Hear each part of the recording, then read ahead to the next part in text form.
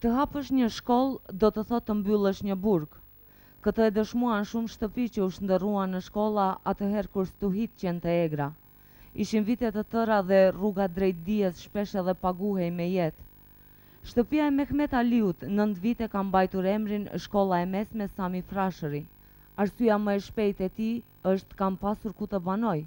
Dhe 9 vite ai dhe familja e tij bashkë me familjen e të vëllaut kanë banuar në 3 dhoma të një shtëpie ndihmëse.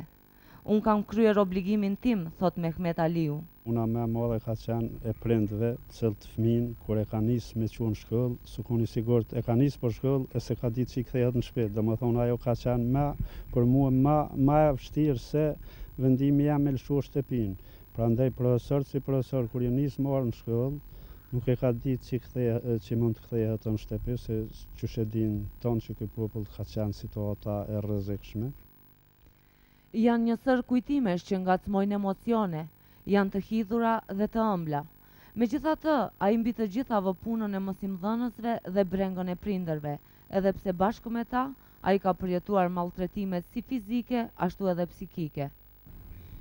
Mas së vështirë jam ndije kur kanë ardhur policia edhe e kanë rrethuar shkollën kur kanë gjenë nxënësit edhe profesorët, edhe unë kam qenë në qytet, më ka ardhur kështu haberi që e morën drejtorin e shkollës, kur kam marrë dhe kam pa milicin edhe kam tentuar më hi ata, kanë tentuar më mnal edhe më ka cafyt me ta, kur i kam pa profesorët edhe nxënësit që rrethekuam në shtëpi teme me polici. Çaj ka qenë momenti më i vështirë për mua. Dhe gjurmët e gjeneratave të tëra që esnin drejt zizave për të mos ushuar flaka, akoma qëndrojnë në përmure. Janë emrat e atyre që kanë mësuar këtu. Aty këtu i has edhe në përbankat që i kanë mbuluar pluhri. Për mësimin e ndërprer barbarisht, dëshmon kjo dhe rase gjelbërt, këto gjysmë shkumsa që nuk kanë më ngjyrën e bardhë. Dridhja e duarve të Ukshin Aliut, i cili 6 vite është kujdesur për mirëmbajtjen e këtyre klasave të vogla me zemër të madhe.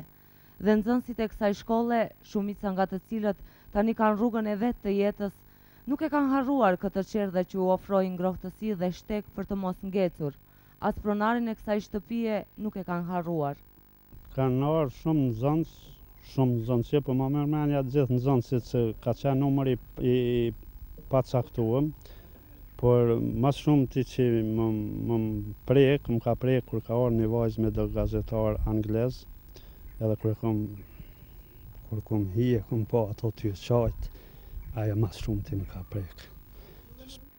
Mungesa e gumëzhimës së nxënësve është dhimbje që jep shkasin e ikjes, aty ku zhurma ndoshta për dikë është e padurueshme. Unë ma shumë i iki kësaj rrinë qytet se jam adaptua sajna, edhe kur ve një dyshysh sukur kur kje një munges shumë të madhe, edhe iki gjithë ditën veç nuk rri pos natën veç shpeses.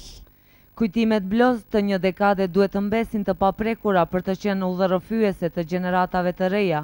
Këto gërmadha janë histori në vete, e ndoshta një ditë kjo shtëpi do të ketë emrin muze.